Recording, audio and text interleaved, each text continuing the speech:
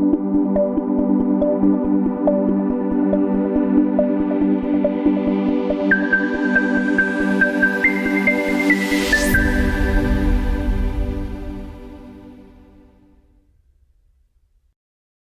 welcome to the my YouTube channel. This is the complete course for NCERT solution का ये third lecture है।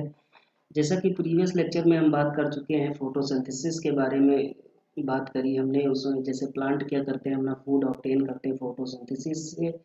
फिर उसके बाद हमने बात करी कि ह्यूमन का डाइजेस्टिव सिस्टम कैसा होता है, कौन कौन से पार्ट होते हैं, पूरा डाइजेशन के बारे में बात किया हमने। उसके बाद हमने बात की थी हेटेरोट्रॉप्स। हेटेरोट्रॉप्स मतलब जैसे ह्यूमन बीइंग्स हो गए या अदर एनिमल्स हो गए जो अपने फूड के लिए दूसरे एनिमल पे डिपेंडेंट होते हैं, उन्हें हम क्या कहते हैं, हेटेरोट्रॉप्स कहते हैं। इस पर्टिकुलर लेक्चर में हम बात करेंगे रेस्पायरेशन की। तो पहले बात आती है व्हाट इज रेस्पायरेशन। तो देखते हैं क्या है।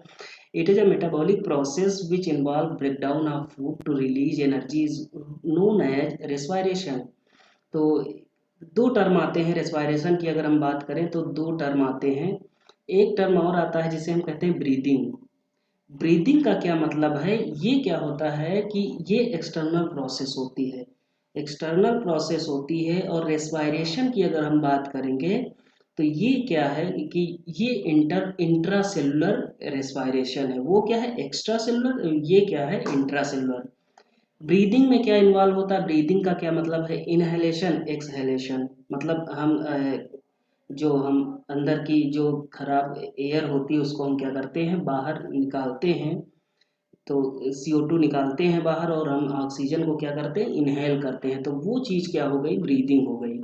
रेस्पायरेशन की अगर बात आती है तो इसमें कई सारे प्रोसेस इन्वॉल्व होती हैं, जैसे कि ग्लाइकोलिसिस हो गए और क्रेब साइकिल हो गया, ETC हो गया। कई सारी प्रोसेस इसमें इन्वॉल्व होती हैं, जैसे कि फर्मेंटेशन भी हो गया। ये लैक ऑफ, जब एब्सेंस ऑफ ऑक्सीजन होता है तब क्या होता है, फर्मेंटेशन होता है। तो देखते हैं क्या है कि देखिए इसमें क्या है।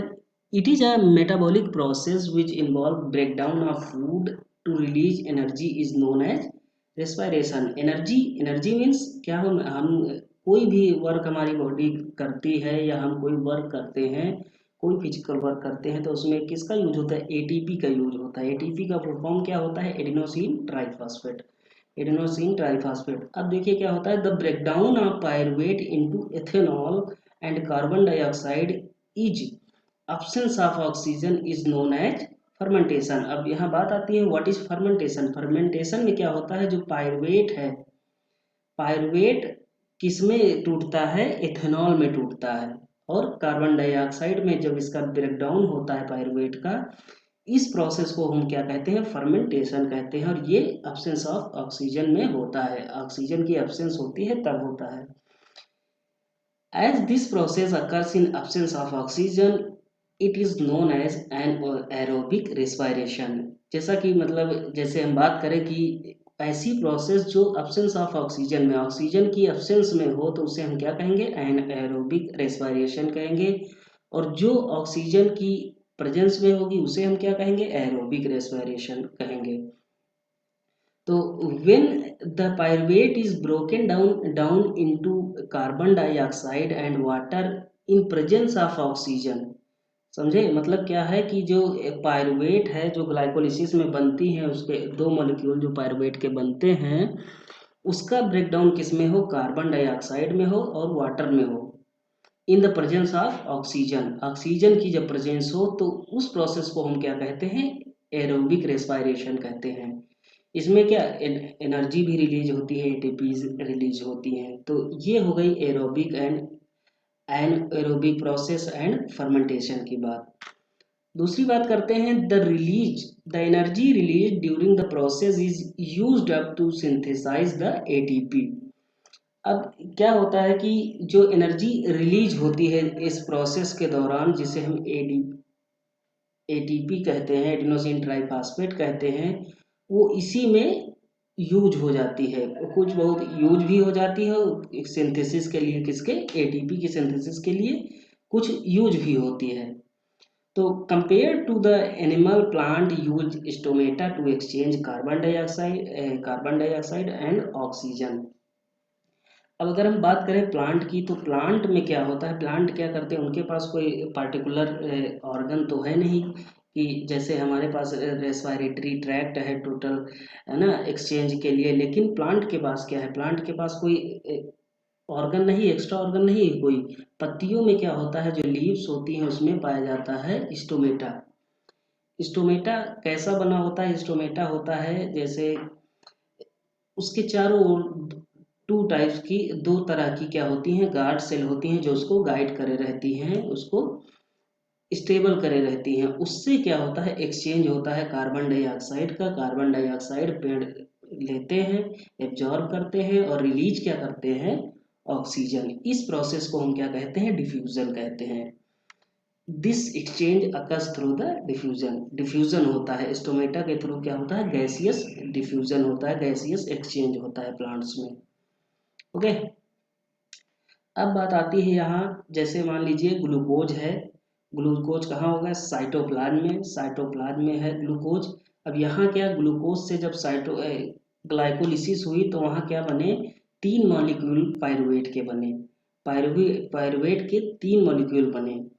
अब हम बात करते हैं कि एब्सेंस ऑफ O2 होगी तब क्या बनेगा। तो उसमें हमने बात करी थी कि क्या बनता है, इस प्रोसेस को फिर हम क्या कहेंगे कि जब एब्सेंस ऑफ O2 होगा तो एथेनॉल बनेगा प्लस CO2 प्लस एनर्जी।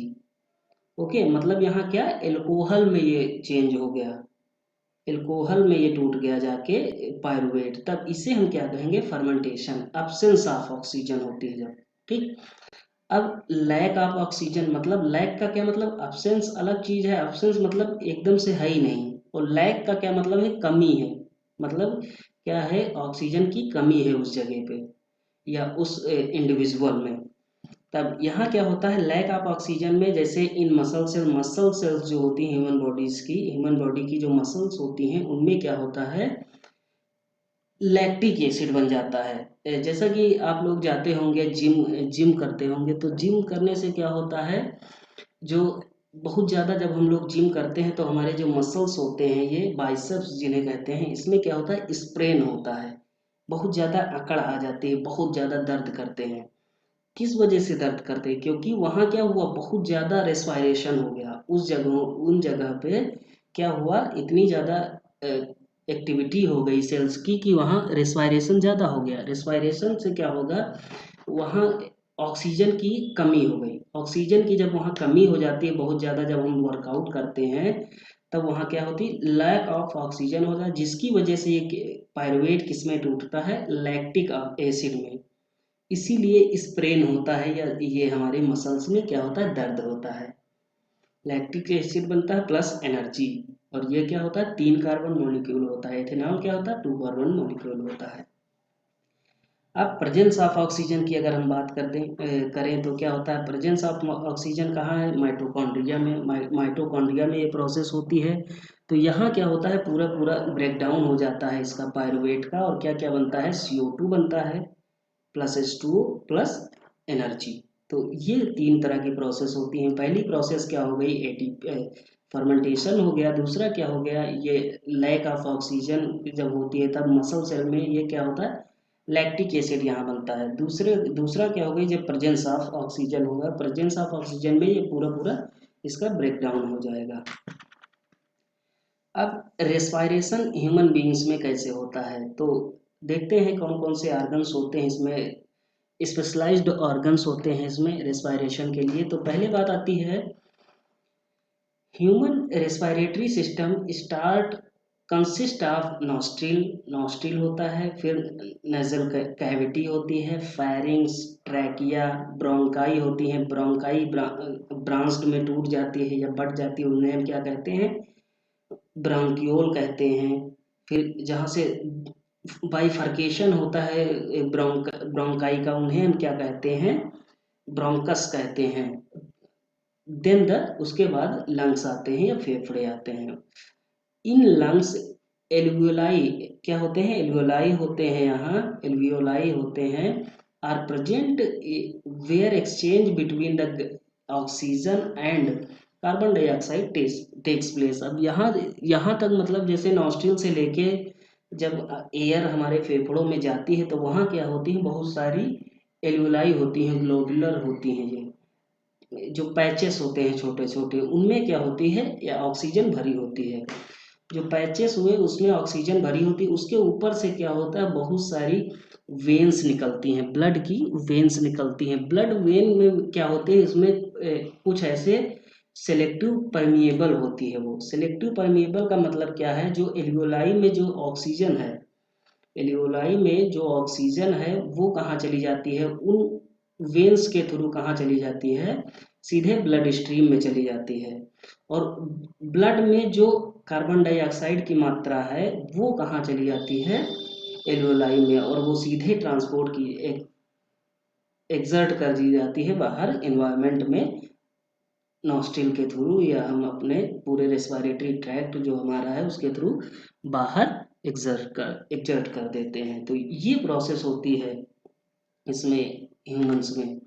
अब ह्यूमंस में अगर हम बात करें तो देखिए प्रोसेस कौन कौन सी होती है। जैसे ऑक्सीजन रिच एयर, मतलब ऑक्सीजन रिच एयर आई इन्वायरमेंट में है, उसको हमने क्या किया, एब्जॉर्ब किया, जो हमारी नजल कैविटी है वहाँ पहुँची, उसके बाद फायरिंग्स में गई, फायरिंग्स के बाद ट्रैकिया, ट्रैकिया के बाद ब्रोंकाई, ब्रोंकाई किसमें ब्रांच्ड हो जाती है, ब्रोंक्यूल्स में, ब्रोंक्यूल में के बाद क्या आते हैं, जो लंग्स, लंग्स की बात करें, लंग्स के बाद क्या आते हैं, एल्वियोलाई, एल्वियोलाई होती हैं इसमें। एल्वियोलाई में क्या होता है कि ऑक्सीजन एंड कार्बन डाइऑक्साइड का क्या होता है, यहाँ एक्सचेंज होता है, यहाँ कैपिलरी के थ्रू क्या होता है, एक्सचेंज होता है। फिर ब्रोंक्यूल, अब यहाँ क्या, ये ब्रोंक्यूल में कौन जाएगा, यहाँ तो आ रही थी ऑक्सीजनेटेड एयर आ रही थी, यहाँ पर जो डीऑक्सीजनेटेड है, मतलब जहाँ CO2 की मात्रा ज़्यादा होगी, इसमें क्या होती, O2 की मात्रा ज़्यादा होगी। तभी यहाँ एक्सचेंज हुआ, उसके बाद क्या है, ब्रोंक्यूल में गए, ब्रोंक्यूल के बाद ब्रोंकाई, फिर ट्रैकिया, फायरिंग्स, फिर नेजल कैविटी, उसके बाद हम क्या करेंगे, एक्सर्ट कर देंगे। अब यहाँ क्या है, कार्बन डाइऑक्साइड रिच एयर आएगी, बाहर एक्सर्ट कर देंगे, और यहाँ क्या है, ऑक्सीजन रिच एयर होगी। हमने मतलब एक तरफ क्या ऑक्सीजन लिया, और दूसरी तरफ वही प्रोसेस क्या होगी, यही प्रोसेस क्या वाइस वर्सा हुआ करती है। तो ये प्रोसेस, इसमें मेन रोल किसका है, एल्वियोलाई का है, जो क्या करती हैं, गैसियस एक्सचेंज करवाती हैं। Thank you, like share and subscribe my channel. Okay, thank you.